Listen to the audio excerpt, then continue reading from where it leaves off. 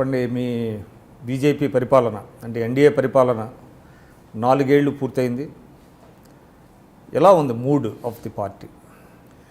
ఖచ్చితంగా బీజేపీలో కార్యకర్తలుగా, బీజేపీలో పనిచేసేటటువంటి నాయకులుగా మా అందరికీ పార్టీకి ఏదైతే ఉద్దేశంతో భారత ప్రజలు అధికారాన్ని అప్పచెప్పారో దాన్ని కంప్లీట్ చేసే దిశగా, వారి యొక్క ఆకాంక్షలన్నింటినీ తీర్చే దిశగా ప్రభుత్వం పయనిస్తుందనే ఒక ఆలోచన మాత్రం మా అందరిలో ఉంది. దానికి నిదర్శనం కూడా ఏంటంటే, మీరు ఎన్ని రకాల విషప్రచారాలు ప్రతిపక్షాలు చేసినా కానీ రాష్ట్రం నుంచి రాష్ట్రం ఒక విజయయాత్రలాగా ఇవాళ అన్ని రాష్ట్రాల్లో భారతీయ జనతా పార్టీ అధికారంలోకి వస్తుంది. కాబట్టి భారతీయ జనతా పార్టీ ప్రభుత్వం చేపట్టినటువంటి విధానాలకు ప్రజల నుంచి కూడా, ఉత్తర భారతదేశం నుంచి దక్షిణ భారతదేశం వరకు, అటు గుజరాత్ నుంచి ఇటు తమిళనాడు వరకు కూడా పూర్తి స్థాయిలో ప్రజల ఆమోదం ఉందనేటువంటి ఆలోచన కూడా ఇవాళ నిరూపితమవుతా ఉంది. ఇటీవల పెట్రోల్ ధరల పెరుగుదల చాలా తీవ్రంగా ఉంది ప్రజల మీద.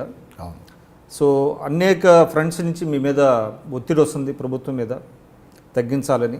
దాదాపుగా 80 రూపాయలు అయిపోయింది పెట్రోలు, 70-75 రూపాయలు డీజిల్ ఉన్నది.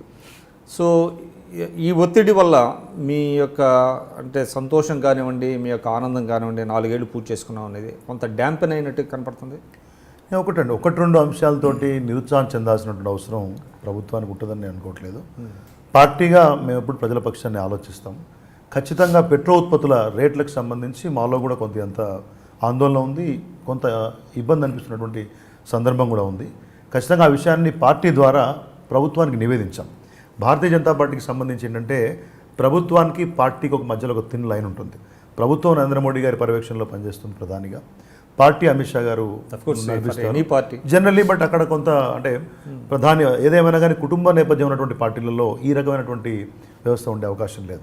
అయినా పార్టీగా మేము నివేదించాం. నిన్న కూడా ధర్మేంద్ర ప్రధాన్ గారు, పెట్రోలియం శాఖ మంత్రి, రెస్పాండ్ అయ్యారు. ఖచ్చితంగా ఈ విషయంలో ప్రభుత్వం ఒక మంచి నిర్ణయం తీసుకుంటుంది. ఈ యొక్క ధరలు తగ్గించే విధంగా, సామాన్యుడికి ఇబ్బంది లేకుండా ఉండే విధంగా ప్రయత్నం చేస్తామని చెప్పేసి ప్రభుత్వం నుంచి ఒక హామీ వచ్చింది. ఐఎమ్ ష్యూర్, మాకు ఆశాభావం ఉంది, ఈ రాబోయే రోజులలో ఖచ్చితంగా పెట్రోల్ ఉత్పత్తుల విషయంలో కూడా ఎటువంటి ఇబ్బంది సామాన్యం లేకుండా ఉండేటువంటి ప్రయత్నం ప్రభుత్వం చేస్తుంది. అంటే మీరు చూడండి, కర్ణాటక ఎన్నికల ముందు మీరు పెట్రోల్ ధరల పెరుగుదలని కొంత నియంత్రించారు. అంటే ఫర్ ఎ ఫ్యూ డేస్ కానివ్వండి, అంటే 1 month వరకు పెద్దగా పెరుగుదల వాడు. వన్స్ కర్ణాటక ఎన్నికలు అయిపోగానే మళ్ళీ ఒక్కసారిగా స్టీప్గా రైజ్ అయింది. అంటే నేనేమంటున్నానంటే ఇదొక అపోహ అని చెప్పేసి నేను అనుకుంటాను. ఎందుకంటే ప్రభుత్వం, కాంగ్రెస్ ప్రభుత్వం ఉన్నప్పుడే, యూపీఏ ఉన్నప్పుడే పెట్రోల్ మీద వాళ్ళు ప్రైసెస్ డీరెగ్యులేట్ చేశారు. ఎన్డీఏ ప్రభుత్వం వచ్చిన తర్వాత డీజిల్ మీద డీరెగ్యులేషన్ చేశాం. పెట్రో కంపెనీస్ ఎవరైతే డీలర్స్ ఉన్నారో వాళ్ళు అంతర్జాతీయ ప్రైసెస్కి, ధరలకు అనుగుణంగా మార్చుకునే అవకాశం ఉంది. కానీ కర్ణాటకలో మాకు ఎన్నికలు ఉన్నాయి, రాజస్థాన్లో పంచాయతీ ఎన్నికలు ఉన్నాయి, అస్సాంలో, మరి ఈ దేశంలో ప్రతిరోజు ఏదో ఒక దగ్గర ఏదో ఒక రకంగా మామూలు జనరల్ ఎలక్షన్సో, లేకపోతే అసెంబ్లీకో, లేకపోతే పార్లమెంటుకో ఉప ఎన్నికలో, కొన్ని చోట్ల పంచాయతీ ఎన్నికలో ఈ రకంగా ఉండే అవకాశం ఉంది. కాబట్టి అన్ని చోట్ల చేయాలంటే కంప్లీట్ 5 years మీరు ఎక్కడ కూడా ఏ రకమైన రిఫార్మ్స్ కూడా తీసుకురాలేరు. ఇటువంటి మార్పులు వచ్చే అవకాశం అంటే ఎన్నికలను దృష్టిలో పెట్టుకొని ఖచ్చితంగా అటువంటిది ఏం లేదు.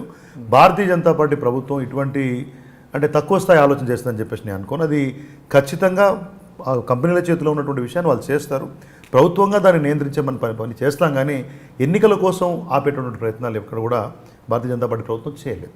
అంటే ఒకటండి, అంటే ఇవాళ సామాన్య ప్రజలకి సైతం అంటే ప్రైస్ మెకానిజం తెలిసిపోతున్నది. అవును. అంటే ఇంటర్నేషనల్గా క్రూడ్ ఆయిల్ దాదాపుగా $40 పడిపోయిన సందర్భంలో కూడా ఎన్డీఏ ప్రభుత్వం ఆ మేరకు ఏదైతే ప్రయోజనం ఉన్నదో దానికి బదలాయించలేదు. అంటే ఎక్కువ ఆదాయాన్ని సమకూర్చుకున్నారు అనేటువంటిది తెలిసిపోయింది. ఇవాళ అంటే ఆల్మోస్ట్ మీకు 70-75 అంటే డాలర్స్ మేర ఉన్నప్పుడు బ్యారెల్లో ఇవాళ ₹80 అయిపోయింది. అంటే నేను అనేది ఏంటంటే ప్రజలు కూడా ఆలోచిస్తున్నారు. ఎందుకు అంటే ప్రధాని మోడీ గారి మీద ఎన్నో ఆశలు పెట్టుకున్నటువంటి పేదలకి ఎందుకు ఈ బదలాయింపు జరగలేదు?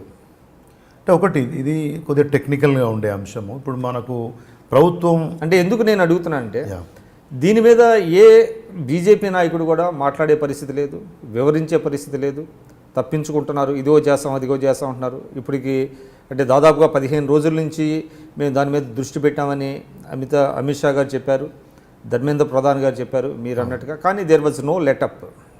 I understand. ఇప్పుడు నేనేం చెప్తున్నానంటే, యూపీఏ ప్రభుత్వంలో గరిష్ట ధరలను చూస్తే ఇవాళ ఇప్పుడు వచ్చినటువంటి గరిష్ట ధరలను చూస్తుంటే మ్యాక్సిమం ప్రైస్లో 4-5 రూపీస్ కంటే ఎక్కువ డిఫరెన్స్ లేదు బేసికలీ. మీరు అన్నమాట వాస్తవం. ఇంటర్నేషనల్ ప్రైసెస్ కొద్దిగా తగ్గిన మాట వాస్తవం మధ్యలో. కానీ ఈ మధ్య కాలంలో మళ్ళీ $60 నుంచి $80 వచ్చినటువంటి సందర్భాన్ని మనం కూడా చూసాం. అంటే అంతర్జాతీయంగా ఈ ఫ్లక్చుయేషన్ ఎప్పుడు కూడా కనబడుతూ ఉంది. ఎట్ ద సేమ్ టైం ప్రభుత్వం కూడా ఈ ఒకటి మీరు ఇంతకుముందు అన్నట్లు ఓన్లీ పెట్రోల్ ధరల మెకానిజం తెలిసి ఆ ఒక్క విషయంలోనే ప్రభుత్వాన్ని బేరీ చేసేటటువంటి ఒక అంశం లేదు. ఇలా ప్రజలు మాట్లాడినటువంటి అనేక విషయాలు, అవినీతి రూపుమాపు చేయడం కానీ, నల్లధనాన్ని అరికట్టడం, మిగతా అన్ని రంగాలలో ముందు దీనికి క్యాస్కేడింగ్ ఎఫెక్ట్ ఉంటుంది. అంటే పెట్రోల్ ప్రైసెస్ ఎప్పుడైతే పెరిగిందో, అంటే నిత్యావసర వస్తువుల ధరలు పెరుగుతాయి, రవాణా ఛార్జీలు పెరుగుతాయి, అన్నిటి మీద ఉంటుంది. అంటే ఎస్పెషల్లీ మీరు ప్రతిపక్షంలో ఉండగా ఆ రోజు 70-75 రూపాయలు అయితేనే పెద్దగా గగ్గోలు పెట్టారు. పార్లమెంట్ వెనక ప్రదర్శనలు చేశారు, పార్లమెంట్ వెలుపల బీజేపీ ఎంపీలు. అంటే నేను అనేది ఏంటంటే ఇవాళ మీరు 11 సార్లు ఎక్సైజ్ డ్యూటీ పెంచింది కేంద్ర ప్రభుత్వం. అంటే దీన్ని ఏ విధంగా మీరు ట్యాకిల్ చేస్తారు? అంటే నేను అనేది మీరు ఈ ప్రశ్నకి ఇప్పటికిప్పుడు సమాధానం చెప్పడం అని కాదు. అంటే ఈ వ్యతిరేకత డెఫినెట్గా ఈ వ్యతిరేకత ప్రజల మీద పడుతున్నప్పుడు ఈ వ్యతిరేకతను మీరు ఏ విధంగా ట్యాకిల్ చేయబోతున్నారు? వ్యతిరేకత అన్నప్పుడు నేను అందుకే అన్నాను, ఒక్క పెట్రోల్ ఉత్పత్తులను దృష్టిలో పెట్టుకొని వ్యతిరేకత పూర్తి స్థాయిలో వచ్చే అంశం లేదు. ఖచ్చితంగా అదొక ప్రధానమైన అంశమే. దాన్ని తగ్గించే ప్రయత్నం కేంద్ర ప్రభుత్వం చేస్తుంది. ఆ మధ్య ఒకసారి ఎక్సైజ్ డ్యూటీలో ఒక 2 రూపీస్ 3 రూపీస్ కట్ తీసుకున్నారు. రాష్ట్ర ప్రభుత్వాలు కూడా కొంత చొరవ తీసుకోవాలనే అంశాన్ని ముందుకు తీసుకొచ్చాము.